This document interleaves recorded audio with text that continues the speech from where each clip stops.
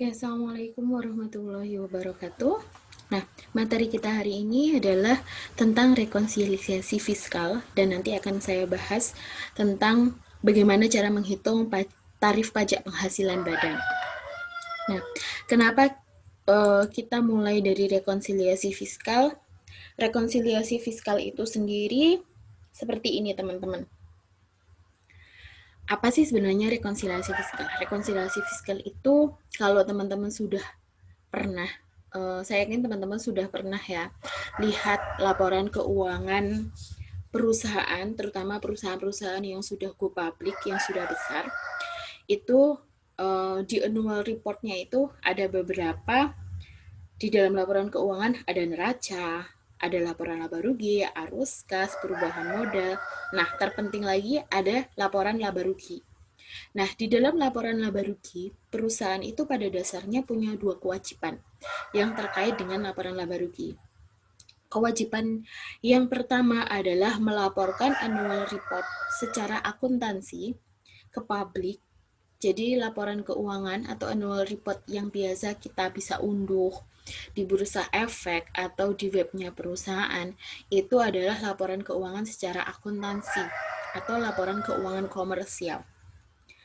Nah, kewajiban yang kedua, perusahaan memiliki kewajiban untuk melaporkan laporan keuangan atau laporan laba rugi secara fiskalnya kepada pemerintah terkait dengan kewajibannya sebagai wajib pajak. Nah, kenapa ada dua? Kenapa harus berbeda? Di dalamnya itu komponennya pasti banyak ya, pasti ada yang berbeda. Karena apa? Kalau laporan laba rugi secara komersial atau secara akuntansi itu mengacunya pada ketentuan-ketentuan secara akuntansi. Sedangkan secara fiskal mengacunya kepada ketentuan-ketentuan secara fiskal. Oke.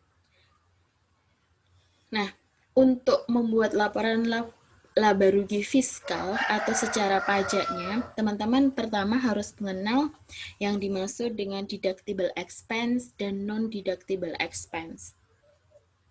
Apa itu deductible expense dan non-deductible expense? Kalau saya ibaratkan tuh kayak gini, teman-teman. Dalam kehidupan kita aja dulu ya. Teman-teman misalkan dapat jatah uang saku seminggu itu 200.000 nih. Dapat jatah uang sakumu itu seminggu 200.000 rupiah. Oke. Nah, 200.000 itu amanahnya dari orang tua adalah untuk beli makan sehari-hari sama bensin. Nah, tapi ternyata dari 200.000 ini masih ada 1 minggu belum habis, belum selesai 1 minggu, masih tersisa beberapa hari, kamu ternyata baru dapat 2 atau 3 hari, udah beli untuk makan sama bensin misalkan 50.000 nih. Ternyata kamu nonton, senang-senang, have fun sama teman-temanmu, 100.000 rupiah. Nah, sebenarnya have fun nonton-nonton ini kan dia nggak masuk ke dalam alokasi kebutuhan kamu. Tidak masuk alokasi apa yang diamanatkan oleh orang tua. Yang diamanatkan oleh orang tua adalah yang untuk makan, untuk bensin, kayak gitu kan. Jatahnya 200.000. Nah, uangmu 100.000 ya. Uangmu sisa 50.000 rupiah. 50.000 rupiah ini untuk makan sama bensin masih ada 4 hari lagi nih. Kamu ngerasa 50.000 ini kurang untuk 4 hari. Mintalah kamu sama orang tua. Kamu jelaskan. Nah, di situ orang tuamu merasa bahwa apa itu namanya? Lah ngapain ngeluarin uang 100.000 buat seneng-seneng? Intinya sama orang tuamu tuh kayak nggak peduli. Terserah 200.000-mu itu, gitu loh. Yang penting jatahmu itu 1 minggu 200.000. Kalau 200.000-mu sudah mau habiskan untuk seneng-seneng, ya wes urusan kita, urusan teman-teman, urusanmu gitu. Orang tua nggak mau ngasih nambah lagi. Intinya pengeluaran 100.000 ini tuh diabaikan sama orang tua. Orang tua nggak mau tahu. Karena orang tua masih menganggap pokoknya jatahmu adalah 200.000. Orang tua masih menganggap kamu baru hanya mengeluarkan uang Rp50.000 aja, gitu loh. Itu. Nah, 50.000-mu ini yang bisa kita sebut sebagai deductible expense. Jadi biaya yang memang sesuai dengan alokasinya. Biaya yang memang ada kaitannya untuk hidup kita. Makan, bensin, untuk kamu kuliah, itu. Tapi kalau Rp100.000 ini kan biaya yang tidak dialokasikan sama orang tua, yang tidak diakui sama orang tua nih. Biaya yang tidak bisa mendukung kamu kuliah. Biaya yang tidak bisa mendukung kamu hidup gitu loh. Jadi 100.000 ini adalah non-deductible expense. Ini non-deductible expense, 50.000 adalah deductible expense. Itu simpelnya di kehidupan kita. Jadi, kita sesuaikan. Deductible expense adalah biaya yang dapat dikurangkan dari penghasilan bruto. Jadi tadi kamu dapat 200.000, deductible expense-nya adalah 50.000. Dia diakui sebagai biaya. Dapat dikurangkan dari penghasilan bruto. Berbeda dengan non-deductible expense. Pengeluaran yang tidak dapat dibebankan sebagai biaya. Kamu sudah keluar uang 100.000 buat nonton, buat senang-senang, tapi sama orang tuamu nggak diakui, diabaikan aja. Nggak tak akui kamu keluar uang Rp100.000. Simpelnya itu kayak gitu. Tuh. Jadi, nanti teman-teman harus memahami apa itu deductible dan non-deductible expense. Contohnya seperti ini, kalau di dalam perusahaan ya. Kita ambil contoh lah. Contoh simpel laporan laba rugi. Di sini ada penjualan, HPP, laba kotor, dan di sini ada biaya. Biaya di sini ada secara fiskal, ada secara komersial, ada secara fiskal. Sudah ada laporan laba ruginya. Nah, untuk laporan laba rugi komersial, biaya gaji 20.000, administrasi 7.000, kantor 5.000, penyusutan 10.000, sumbangan bencana nasional 20.000, dan di sini ada beban pajak penghasilan 25.000. Total biayanya 87.000. Laba bersihnya adalah 63.000. Tuh. Secara fiskal sama sampai sini. Biaya juga sama beberapa poin, gaji 20.000, administrasi 7.000, peralatan, penyusutan, sumbangan bencana. Tapi di pos PPH ini secara fiskal dia nilainya 0. Artinya apa? Artinya beban pajak penghasilan ini di dalam pajak atau secara fiskal dia merupakan non-deductible expense. Dia beneran keluar uang 25.000 tapi tidak bisa diakui sebagai biaya. Hasilnya adalah secara fiskal 20.000 rupiah, jumlah biayanya adalah 62.000, secara komersial jumlah biaya 87.000, laba bersih yang diperoleh pasti akan lebih besar fiskal daripada komersial. 63 berbanding 88.000. Ini contoh simpelnya untuk pemahaman teman-teman. Nah, apa saja yang masuk ke dalam deductible expense? Deductible expense yang pertama adalah yang masuk ke dalam deductible expense antara lain biaya yang secara langsung atau tidak langsung berkaitan dengan kegiatan usaha seperti pembelian bahan baku, upah, gaji, sewa, kayak gitu. Lalu penyusutan dan amortisasi dengan masa manfaat lebih dari 1 tahun. Nih, kita kemarin sudah belajar ya tentang penyusutan. Itu nanti dipakai di sini. Ketiga, iuran kepada dana pensiun yang pendiriannya disahkan oleh MK. Lalu kerugian karena penjualan atau pengalian harta. Jadi kalau untung disebut sebagai penghasilan, kita bayar pajak. Kalau kita rugi, bisa dibiayakan. Dia masuk deductible expense. Kerugian selisih kurs mata uang, ini juga sama. Kalau untung jadi penghasilan, kalau rugi jadi biaya. Research and development yang dilakukan di Indonesia,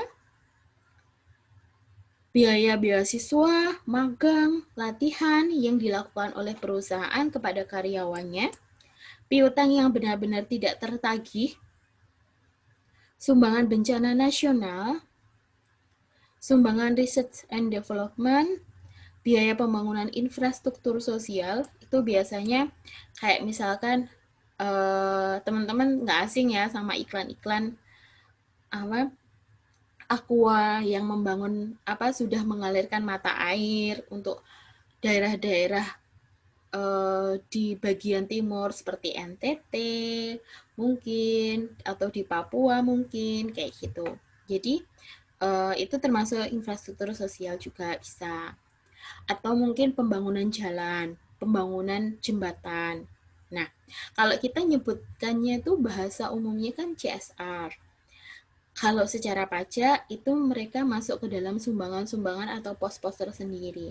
Kalau kita kan keseluruhan pokoknya CSR, CSR kayak gitu kan. Itu pos-posnya ternyata masing-masing berbeda. Lalu sumbangan fasilitas pendidikan sama sumbangan pembinaan olahraga. Ini contohnya kayak Jarum, itu dia punya program beasiswa untuk pendidikan kan. Juga dia juga punya program pembinaan olahraga seperti badminton itu.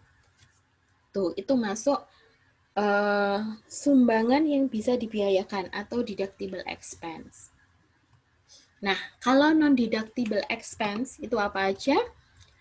Pembagian laba dengan nama dan dalam bentuk apapun, lalu biaya kepentingan pribadi pemegang saham sekutu atau anggota. Jadi, biaya pribadi yang dibebankan pada perusahaan itu memang nggak boleh. Pembentukan dana cadangan, kecuali bank. Jadi, yang boleh punya dana cadangan itu cuma bank aja. Kalau non-perbankan itu nggak boleh, karena perbankan resikonya dalam hal perputaran uang itu resikonya besar. Intinya dia operasional utamanya itu kan minjemin duit, nabung kayak gitu ya. Jadi dia boleh membentuk dana cadangan. Karena resiko gagal bayar kredit macetnya itu juga besar. Premi asuransi kesehatan, kecelakaan jiwa dwi guna, dan beasiswa yang dibayar oleh orang pribadi. Ini non-deductible expense. Kecuali dibayar oleh pemberi kerja. Kalau dibayar oleh pemberi kerja, itu baru deductible. Imbalan dalam bentuk natura dan kenikmatan, kecuali makanan minuman bagi seluruh pegawai dan keharusan pekerjaan, serta natura dan kenikmatan untuk daerah tertentu. Nah, kita sudah pernah bahas natura, teman-teman. Di sini, kecualinya yang bisa dibiayakan, seragam satpam untuk bekerja, makanan minuman untuk awak kapal pelayaran, antar jemput karyawan untuk daerah tertentu. Ini biasanya daerah-daerah tertentu yang memang mendukung pembangunan nasional. Misal nih, ada perkebunan kelapa sawit di Kalimantan, di daerah terpencil.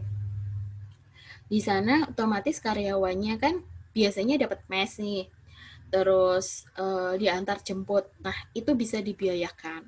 Berbeda dengan perusahaan yang memang aksesnya itu sangat mudah dijangkau, misalkan perusahaan yang ada di Jawa, antar jemput karyawan. Kalau mau antar jemput karyawan, ya silahkan sih, nggak apa-apa. Tapi resikonya adalah biaya itu tidak bisa dibebankan ke dalam laporan laba rugi. Jadi jatuhnya nanti yang rugi adalah perusahaannya sendiri. Tuh. Dia keluarin duit, tapi tidak bisa diakui kalau udah ngeluarin duit. Malah nanti jatuhnya suruh bayar pajak yang lebih mahal karena terlalu banyak biaya non-deductible expense-nya. Lalu jumlah yang melebihi kewajaran atas pembayaran kepada pemegang saham atau pihak yang mempunyai hubungan istimewa. Bantuan atau sumbangan kecuali dengan syarat tertentu. Nah, syaratnya, kalau bantuan keagamaan, kayak misalkan perusahaan ngebagi-bagi zakat nih, misal zakat fitrah, itu dibagi-bagi sendiri, itu tidak bisa dibiayakan. Tapi kalau pembayaran zakatnya melalui badan amil resmi, itu bisa dibiayakan. Bencana diakui sebagai bencana nasional. Contohnya ada tsunami. Jadi kalau ada bencana nasional, ada bencana yang ditetapkan sebagai bencana nasional, itu perusahaan ketika memberikan sumbangan bisa mengakuinya atau ngeklaim bahwa itu sebagai biaya. Tapi kalau bencananya tidak ditetapkan sama pemerintah sebagai bencana nasional, kamu mau nyumbang berapapun ya tidak bisa dibiayakan. Infrastruktur sosial, syaratnya maksimal 2% dari laba tahun lalu. Olahraga, ini tadi sama ya, sama seperti tadi. Olahraga, research and development yang dilakukan di Indonesia, sama pendidikan, contohnya beasiswa, itu boleh. Olahraga juga boleh. Ini yang boleh. Kalau tidak memenuhi syarat ini, maka dia masuk sebagai non-deductible expense. Kalau cuma bantuan atau sumbangan aja, kayak sumbangan HUT hari ulang tahun Republik Indonesia memperingati kemerdekaan, lomba-lomba, ya tidak bisa dibiayakan karena dia tidak masuk 6 kriteria ini. Pajak penghasilan, ini dia masuk sebagai non-deductible expense. Intinya semua jenis pajak penghasilan itu tidak bisa dibiayakan. Lalu biaya yang dibebankan untuk kepentingan pribadi wajib pajak dan tanggungannya. Misal nih, punya toko, listriknya toko sama rumah jadi satu, nah itu nggak boleh. Kalaupun jadi satu harus dihitung rumah habisnya berapa, toko habisnya berapa. Jadi memang pembebanannya masing-masing. Gitu. Gaji anggota persekutuan yang modalnya tidak terbagi atas saham. Dan sanksi administrasi perpajakan berupa bunga, denda, serta sanksi pidana lainnya.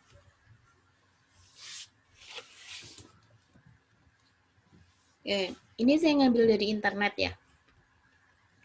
Contohnya seperti ini. Ada welfare company, dia punya laporan laba rugi, ada pendapatan berasal dari penjualan bersih, dividen sama sewa. Kita fokus ke deductible non-deductible-nya. Harga pokok penjualan dia ini beban. Beban penjualan, beban administrasi, beban bunga. Di sini yang paling pokok adalah sangat terlihat jelas beban pajak penghasilan. Nah, beban PPh itu poin nomor 8 bahwa pajak penghasilan dia masuk sebagai non-deductible expense. Jadi tidak bisa dibiayakan. $66.934. Jadi dia ini harusnya kalau secara fiskal itu di sini 0. Kalau di sini 0 berarti 164 laba bersihnya pasti akan bertambah $66.000. Jadinya $230, sekitar $230. Itu. Jadi secara fiskal memang tidak bisa diakui sebagai biaya. Contoh lagi, ini ada suatu perusahaan, di biaya operasionalnya ada pengambilan direktur. Nah, ini nggak jelas pengambilan direktur untuk apa. Jadi ini masuk non-deductible expense. Lalu gaji manajer, oke, gaji. Sembako untuk pegawai. Nah, kita pernah bahas bahwa sembako itu sifatnya natura, tidak bisa dibiayakan. Administrasi, office supplies, pemeliharaan kantor, masuk biaya bisa penyusutan, amortisasi sewa, telepon, listrik. Dan ada sumbangan. Nah, sumbangannya ini kan nggak jelas sumbangannya apa. Jadi kalau misalkan sumbangannya itu supaya bisa memenuhi kriteria deductible expense, berarti harus jelas sumbangannya itu sumbangan apa. Apakah bencana nasional atau sumbangan zakat atau mungkin pendidikan, itu harus terjelas, tertulis di sini. Karena sesuatu yang tidak jelas itu tidak bisa diakui secara pajak. Jadi 3 pos ini dia masuk non-deductible expense.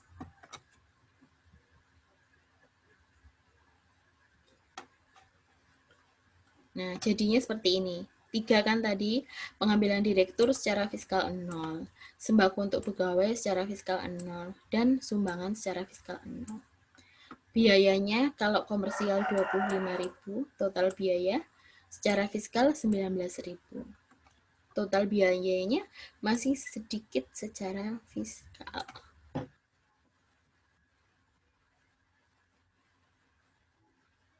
Oke, ini yang saya bicarakan tadi, bahwa komersial dan fiskal punya aturan yang berbeda secara akuntansi dan secara perpajakan. Laba ruginya, jadinya laba rugi komersial dan laba rugi fiskal. Oke, berkaitan dengan koreksi fiskal. Kita ke sini aja. Jadi, ini adalah bentuk dasar kita belajar rekonsiliasi. Formatnya tabel tuh seperti ini. Nah, ini dari yang contoh yang di slide sebelumnya tadi ya, saya bawa ke sini. Jadi, suatu perusahaan itu pasti punya laporan laba rugi komersial terlebih dahulu. Ia memiliki laporan laba rugi. Ini saya ambil bagian biayanya aja, karena kita hanya mau membahas biaya, expense-nya aja. Nah, ada di sini di tengah-tengah ada koreksi positif, ada koreksi negatif.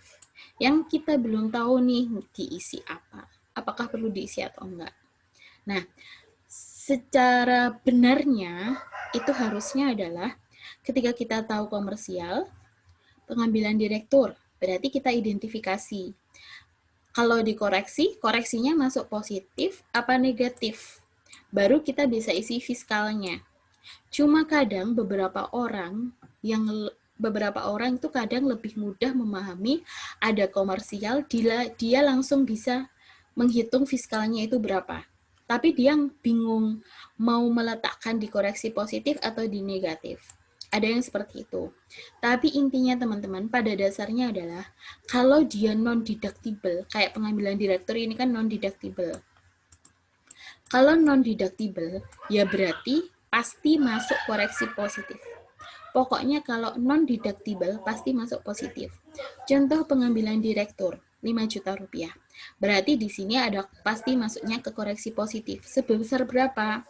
Sebesar nilai yang tidak diakui itu. Kebetulan ini yang tidak diakui semuanya, 5 juta. Berarti positif 5 juta rupiah. Nah, karena rumusnya fiskal itu adalah komersial dikurangi positif ditambah negatif. Jadi di sini pasti 0. 5 juta kurangi 5 juta ditambah 0. Jatuhnya 0. Sama halnya dengan sembako untuk pegawai. Ini kan natura ya. Berarti positif 500.000. Fiskalnya 0. Sumbangan positif 500.000. Fiskalnya 0. Udah yang diisi ini aja sih. Lainnya dikosongi. Ketemulah 19 juta.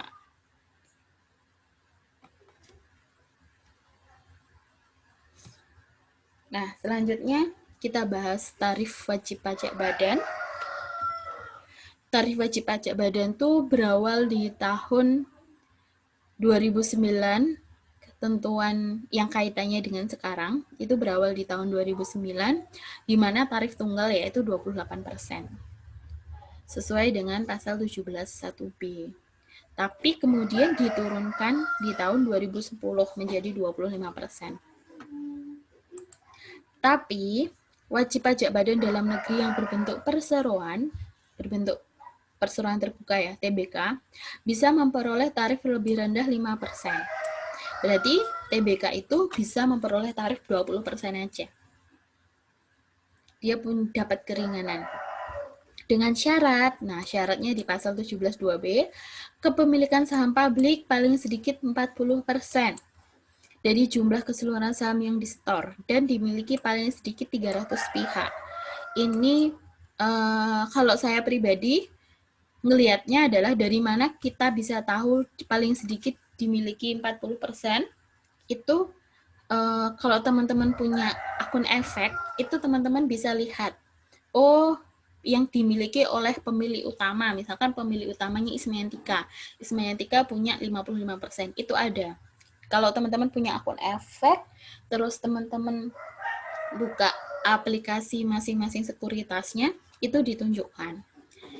Itu. Terus dimiliki oleh publik, misalkan baru dimiliki publik 20%. Kalau 20% berarti kan dia tidak bisa mendapat keringanan tarif 5%. Jadi dia masih pakai tarif yang 25%. Tuh. Dan masing-masing hanya boleh memiliki saham kurang dari 5%. Wajib pajak badan dalam negeri dengan peredaran bruto sampai dengan 50 miliar mendapat fasilitas pengurangan tarif. Oke, dari tarif normal. Ini saya jelaskan di pasal 31E ayat 1. Kita ke sini aja. Kalau ini perubahan tarifnya, kita ke sini aja. Oke. Pada dasarnya teman-teman, ini penting ya diperhatikan. Pada dasarnya, tarif pajak penghasilan badan itu ada 3 jenis tarif. Ini saya permudahkan nanti tarif yang pertama, kedua, ketiga. Tarif yang pertama itu merupakan tarif dari PP Peraturan Pemerintah nomor 23 tahun 2018. Kalau dulu PP 46, sekarang PP 23. Besarnya tarif 0,5%. Oke. Lalu yang kedua pasal 31E, yang ketiga 17(1)B. Nah, Bu, kita pakainya tarif yang nomor berapa nih? Teman-teman menentukan pakai tarif yang mana, yang keberapa, 1, 2, 3, pakai tarif yang 23 di pasal 31 atau 17, itu lihatlah dari omsetnya. Jadi, pertama, fokus pada omset perusahaan. Abaikan laba dulu. Laba tidak menentukan pakai tarif yang mana. Yang menentukan adalah omsetnya. Kalau omsetnya sampai dengan 4,8 miliar rupiah, omset 1 tahun ya, penjualan total semuanya, kotor 1 tahun, itu pakai PP 23. Kalau omsetnya di atas 4,8 miliar, misal 5 miliar, atau 30 miliar, sampai 50 miliar di sini. Jadi 4,8 sampai 50 itu pakai 31E. Ingat, untuk menentukan pakai tarif mana yang dilihat hanyalah omsetnya. Lalu kalau omsetnya di atas 50M, ini pasti perusahaan-perusahaan yang sudah go public, yang sudah besar-besar, itu pasti di atas 50 miliar omsetnya. Kayak Gudang Garam, BCA, atau mungkin Indofood, ASI, AALI, dan sebagainya. Itu pasti omsetnya bisa sampai triliunan rupiah. Nah, itu pasti pakai tarif yang 17(1)B. Oke, langkah pertama kan kita menentukan tarif nih. Tarif yang mana?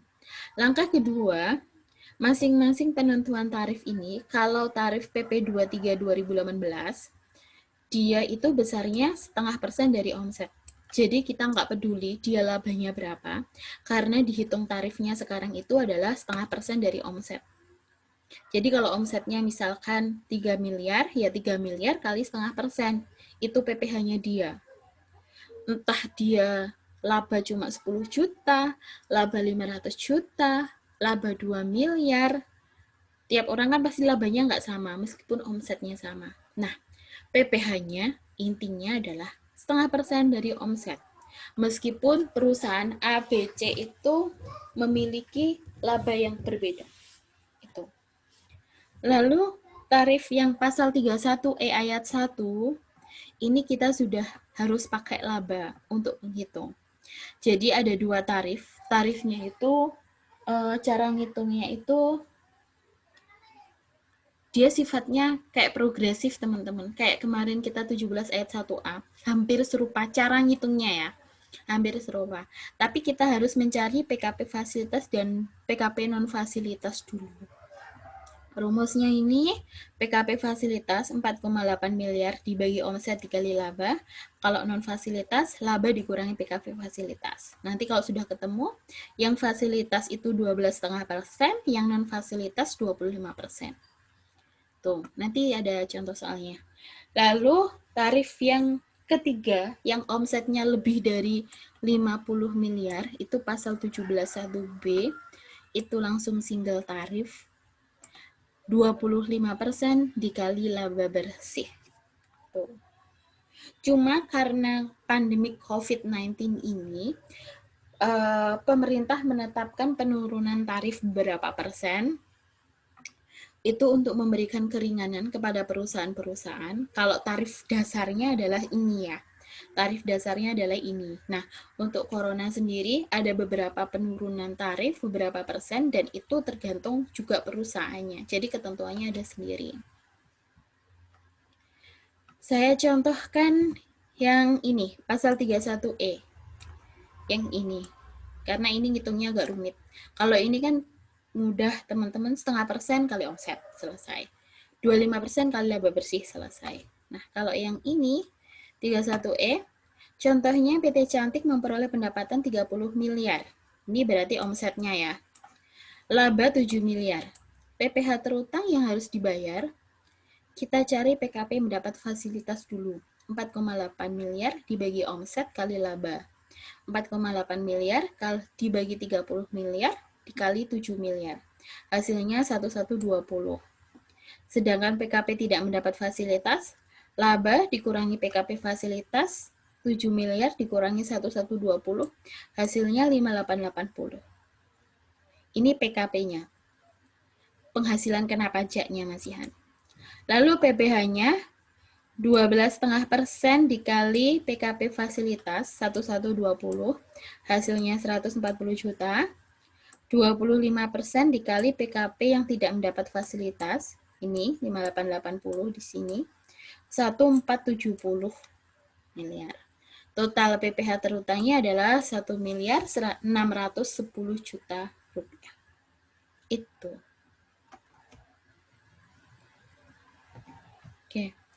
Ini ada soal untuk tugas teman-teman, silahkan dikerjakan.